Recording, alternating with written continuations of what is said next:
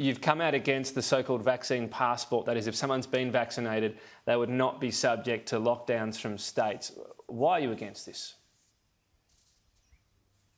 Because I think it's unconstitutional, and that's my opinion. I think if you look at Section 92 and especially Section 117 of the Australian Constitution, says one resident in one state should not be treated totally different to a resident of another state, and that's what it's actually doing. So if the Prime Minister intends to bring in the vaccine passport, he's denying people of one state to move freely across the borders to another state. Even premiers have come out against this. They're not happy with it. Tom, I put up a petition just a couple of days ago. Within a matter of hours, we had 12,000 people sign that petition. Last time I looked, it was 37,000. I will table that on the floor of Parliament, and I would not be surprised if we have 50,000 plus. The government cannot ignore those numbers. People do not want to be controlled or dictated to in their own country. Let me ask this, though. Obviously, the intent is to get as many people vaccinated as possible. Do you agree with that? Is it a case that the more people that can get COVID-19s in Australia, the better off we'll be? Tom, the latest figures that we have is 30% of the populace don't want to have the vaccine. Now, we don't know the ramifications further down, the impact it may have on their health.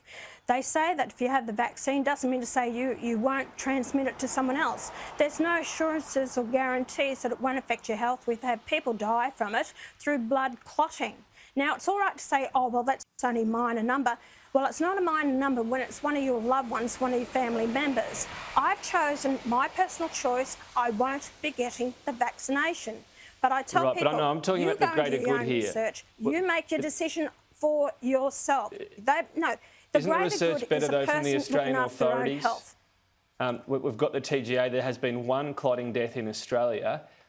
This is extremely rare, and the vaccine actually is showing quite a high rate of stopping transmission, as well as an extremely high rate of stopping people getting sick.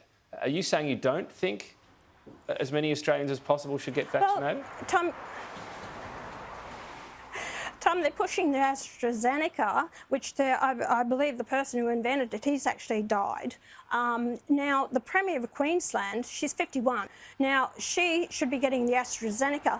She hasn't had it yet. Either has Jeanette Young, who's the Chief Health Minister in Queensland as well. She's 58. She hasn't had it. They're both waiting for the Pfizer. Why are those two women who are pushing for it, leaders of our state, they haven't had it themselves? You know, it's a good question to them, and it's been put to them, but I'm asking you. I tell the people, are you discouraging people to get the vaccine? I'm making my own Tom, I'm making a decision for myself, my health. I haven't had a flu jab ever. Now, I'm making my decision. I tell people, you make your own decision. I'm not telling people either way to go. They make their own decision. It's their health. I'm not a doctor, but I will make my own decision for my health. But when you say do your own research, should their own research be official government advice, the TGA, the Health Department website? Are they the places they should go? Tom, we've had a lot of medication that's been introduced on the market over the years, and it's left people in a terrible state with health conditions.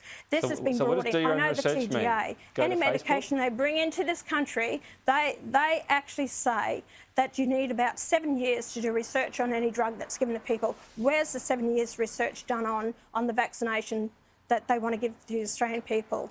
So what I'm saying is I don't trust just anyone to say it's all right to take this. That's my decision to make that. I have perfect health. I don't have any problems with it. I don't intend to put anything in my body. If I get COVID and it causes my death, that was my choice. I don't intend to take a vaccine that I don't know what's in it, and I will take responsibility for my health. No health official, no politician, no government official. I will take that responsibility myself.